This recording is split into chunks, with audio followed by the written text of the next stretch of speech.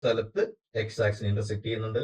നമുക്ക് 2 പോയിന്റ് കിട്ടിയ X axle അതിൽ നിന്ന് നമ്പർ ഓഫ് സീറോസ് നമുക്ക് 2 എന്ന് മനസ്സിലാക്കാം. The number of zeros is 2 because the graph intersect the X axis at 2 points. അടുത്ത് നോക്കുക എത്ര പോയിന്റ് എക്സ് ആക്സിനെ ഇന്റർസെക്ട് ചെയ്യുന്ന പോയിന്റ് ഉണ്ട് നോക്കുക. 1 2 3 4 4 പോയിന്റ്സിലൂടെ എക്സ് ആക്സിസ് ഇന്റർസെക്ട് ചെയ്യുന്നുണ്ട്. The number of zeros is 4 because the graph intersects the X axis at 4 points. ഇന്നത്തെ video CBSE 10ാം ക്ലാസ്സിലെ മാത്സിന്റെ second chapter polynomials.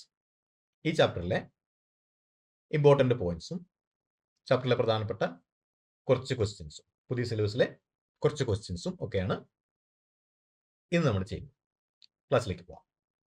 Chapter 2 polynomials. ഇനി നമുക്ക് ഇതിന്റെ ബേസിക് ആയിട്ടുള്ള കാര്യങ്ങൾ നമ്മൾ പറഞ്ഞു. പോളിനോമിയൽ എന്താണെന്ന് പറഞ്ഞു, സീരീസ് ഓഫ് പോളിനോമിയൽ എന്താണെന്ന് പറഞ്ഞു, പോളിനോമിയലിന്റെ വാല്യൂസ് പറഞ്ഞു. ഇനി നമുക്ക് ക്വസ്റ്റ്യൻസ് നോക്കാം. The graphs of y equal to p of x are given below for some polynomial p of x. Find the number of zeros of p of x in each case. ഓരോ കേസിലും number of zeros എത്രയുണ്ടെന്ന് കണ്ടുപിടിക്കുക. ഒന്നിൽ കൂടുതൽ zeros ഉണ്ടാകാം. നമ്മളിപ്പോ പറഞ്ഞ example ഒരു zero നമ്മൾ കണ്ടുപിടിച്ചിട്ടുള്ളൂ. അപ്പോൾ ഒന്നിൽ കൂടുതൽ ഉണ്ടാവാം. അപ്പൊ നമ്പർ ഓഫ് സീറോസ് എത്രയാണ്, സീറോ ഏതാണെന്ന് കണ്ടുപിടിക്കാൻ പറഞ്ഞിട്ടില്ല. ഗ്രാഫിൽ നിന്നും നമ്പർ ഓഫ് സീറോസ് എത്ര ഉണ്ട് എന്ന് കണ്ടുപിടിക്കാം. നമുക്ക് ഓരോ ക്വസ്റ്റൻ ആയിട്ട് നോക്കാം. The polynomial is the form y equal to p of x എന്ന, അപ്പോൾ y എന്നൊരു പേര് നമ്മൾ വിളിക്കുന്നത് y is equal to p of x എന്ന് പറയുന്നു. For finding the number of zeros of the given figures, we have to just check the number of points where the graph intersect the x axis. ഇത് എക്സിന് വരുന്ന value ആണ് നമ്മൾ പറഞ്ഞത്. അപ്പൊ X ആക്സിസിനെ cut ചെയ്യുന്ന എത്ര പോയിന്റ് ഉണ്ടോ അവിടെയെല്ലാം നമുക്ക് പോളിനോമിയലിന്റെ വാല്യൂ 0 ആയിട്ട് കിട്ടും. അപ്പൊ അങ്ങനെ കിട്ടുന്ന എത്ര വാല്യൂസ് ഉണ്ടെന്നാണ് നമ്മൾ നോക്കേണ്ടത്. അതാണ് ഇതിന്റെ നമ്പർ ഓഫ് സീറോസ്, അല്ലെങ്കിൽ അതാണ് സീറോസ്. അപ്പൊ അതിന്റെ എണ്ണമാണ് നമുക്ക് കണ്ടുപിടിക്കേണ്ടത്. നമ്പർ ഓഫ് സീറോസ് എത്രയുണ്ട് ഓരോന്നായിട്ട് നമുക്ക് നോക്കാം. ഒന്നാമത്തെ ഫിഗർ നോക്കുക. ഇവിടെ ഒരു സ്ട്രെയിറ്റ് ലൈൻ ആണ്. ആ ലൈൻ എക്സ് ആക്സിനെ എവിടെയും കട്ട് ചെയ്യുന്നില്ല. അപ്പൊ അതിൽ നമുക്ക് എന്ത് മനസ്സിലാക്കാൻ പറ്റും? എക്സ് ആക്സിനെ കട്ട് ചെയ്യുന്നിടത്താണ് നമുക്ക് ഇത് 0. അപ്പൊ ഈ പോളിനോമിയലിൽ 0 ആയിട്ടൊരു വാല്യൂ നമുക്ക് കണ്ടുപിടിക്കാൻ പറ്റില്ല. Given line is intersecting x-axis at how many points? ഉണ്ടോ? ഏതെങ്കിലും പോയിന്റിൽ എക്സ് ആക്സിനെ കട്ട് ചെയ്യുന്നുണ്ടോ? അപ്പോൾ the given line does not intersect the x-axis at any point. ഒരു പോയിന്റിൽ പോലും എക്സ് ആക്സിനെ കട്ട് ചെയ്യുന്നില്ല. അപ്പോൾ ഇതിന് സീറോസ് ഉണ്ടെന്ന് പറയാൻ പറ്റുമോ? അപ്പോൾ ഇതിന്റെ സൊല്യൂഷൻ എന്താ? The number of zeros is 0. ഇതിന് സീറോസ് ഇല്ല. Because the graph does not intersect x-axis at any point. ഒരു പോയിന്റ് പോലും എക്സ് ആക്സിനെ കട്ട് ചെയ്യുന്നില്ല. അപ്പൊ ഇതിന് കൃത്യമായി നമ്പർ ഓഫ് സീറോസ് അല്ലെങ്കിൽ ഒരു സീറോസ് പോലും ഇവിടെ കണ്ടുപിടിക്കാൻ പറ്റില്ല. The number of zeros is 0. ഈ ഫിഗറിൽ നോക്കുക. ഇവിടെ ഗ്രാഫിനെ വളഞ്ഞിരിപ്പുണ്ട്. ഇവിടെ എക്സ് ആക്സിൽ ഒരു പോയിന്റിനെ മാത്രമേ കട്ട് ചെയ്യൂ, അല്ലെങ്കിൽ ഒരു പോയിന്റിനെ കട്ട് ചെയ്യുന്നുണ്ട്. അപ്പൊ ഇവിടെ ഇപ്പോൾ നമ്പർ ഓഫ് സീറോസ് എത്രയായിരിക്കും? നമുക്ക് 1 എന്ന് പറയാം. The number of zeros is 1 because the graph intersects the X axis at 1 point. ഒരു പോയിന്റിൽ എക്സ് ആക്സിനെ കട്ട് ചെയ്യും. ക്വസ്റ്റ്യൻ ഇവിടെ നോക്കുക. എത്ര പോയിന്റ് ഉണ്ടെന്ന് നോക്കുക. ഗ്രാഫിൽ നമുക്ക് മനസ്സിലാക്കാം. 1 2 3 പോയിന്റിൽ ഇതിനെ എക്സ് ആക്സിനെ ഇന്റർസെക്ട് ചെയ്യുന്നുണ്ട്. അവിടെ 3 പോയിന്റ് മാർക്ക് ചെയ്തിട്ടുണ്ട്. എക്സ് ആക്സിലെ 3 പോയിന്റ് ഇന്റർസെക്ട് ചെയ്യുന്നുണ്ട്. അതുകൊണ്ട് തന്നെ ഇതിന്റെ നമ്പർ ഓഫ് സീറോസ് 3 ആയി. The number of zeros is 3 because the graph intersects the x-axis at 3 points. അടുത്ത ക്വസ്റ്റ്യൻ ഫിഗറിൽ നോക്കുക. ഇവിടെ 2 സ്ഥലത്ത് എക്സ് ആക്സിനെ ഇന്റർസെക്ട് ചെയ്യുന്നുണ്ട്.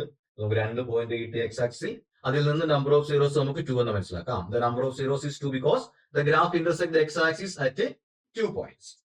അടുത്ത് നോക്കുക. എത്ര പോയിന്റ് എക്സ് ആക്സിനെ ഇന്റർസെക്ട് ചെയ്യുന്ന പോയിന്റ് ഉണ്ട് നോക്കുക.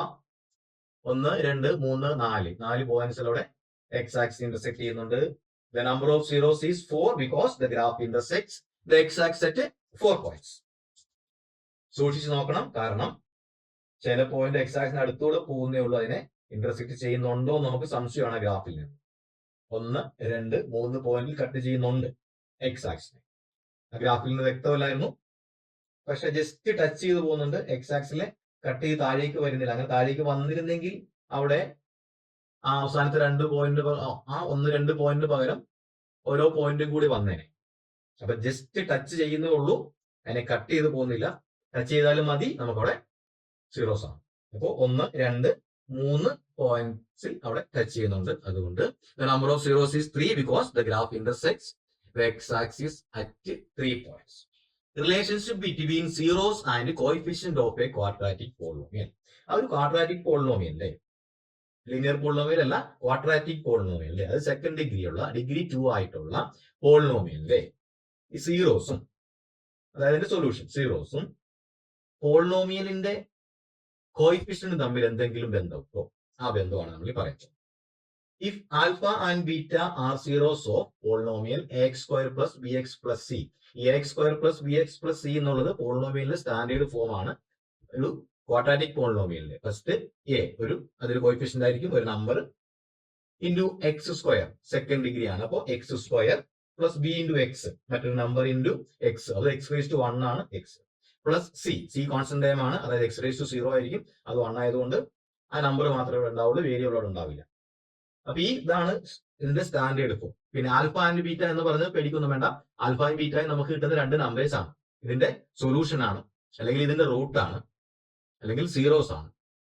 ഈ സീറോസിനെ റെപ്രസെന്റ് ചെയ്യാൻ വേണ്ടിയിട്ട് ആൽഫ ബീറ്റ എന്ന് പറഞ്ഞതേ ഉള്ളൂ.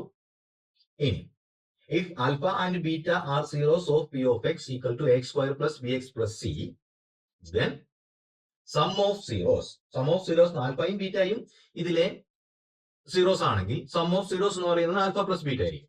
Alpha plus beta equal to, ഇതിന് ആ പോളിനോമിയലിന്റെ കോയിഫിഷ്യന്റുമായിട്ട് എന്തെങ്കിലും ബന്ധമുണ്ട്, ആ ബന്ധമാണ് പറയുന്നത് minus of coefficient of x divided by coefficient of X square minus B by A നമ്മൾ പറയും.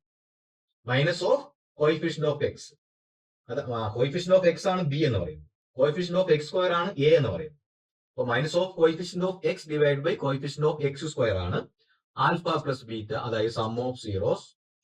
അപ്പൊ കോയിഫിഷ്യന്റ് ഓഫ് എക്സ് എന്ന് പറയുന്നത് ബി ആണ്, coefficient minus B, coefficient of X square എന്ന് പറയുന്നത് എ ആണ്, അപ്പൊ അത് മൈനസ് ബി ബൈ എ, അതാണ് സം ഓഫ് സീറോസ്. ഇനി അടുത്ത് പ്രൊഡക്റ്റ് ഓഫ് സീറോസ്, പ്രൊഡക്റ്റ് ആൽഫയും ബീറ്റയും ആണ്, അപ്പോൾ product of zeros alpha beta.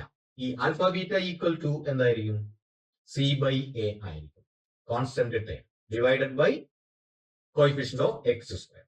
നമുക്ക് കോൺസ്റ്റന്റ് ടൈമിനെ നമ്മൾ സി എന്ന് പറയുന്നു, കോയിഫിഷ്യന്റ് ഓഫ് എക്സ് സ്ക്വയർ നമ്മൾ നേരത്തെ പറഞ്ഞിട്ടുണ്ട് എ എന്ന് പറയുന്നു, അപ്പോൾ സി ബൈ എ ആയിരിക്കും പ്രൊഡക്റ്റ് ഓഫ് സീറോസ്. അപ്പോൾ പ്രൊഡക്റ്റ് ഓഫ് സീറോസ് കണ്ടുപിടിക്കാൻ, സീറോസ് കണ്ടുപിടിക്കാതെ തന്നെ നമുക്ക് സമ്മും പ്രൊഡക്റ്റും കണ്ടുപിടിക്കാം. അപ്പൊ മൈനസ് ബി ബൈ എയും സി ബൈ എയും ആയിരിക്കും സമ്മും പ്രൊഡക്റ്റ്. ഏതിന്റെ, ഈ ക്വാഡ്രാറ്റിക് പോളിനോമിയലിന്റെ സീറോസിന്റെ സമ്മും സീറോസിന്റെ പ്രൊഡക്റ്റും ആയിരിക്കും മൈനസ് ബി ബൈ എയും സി ബൈ എയും.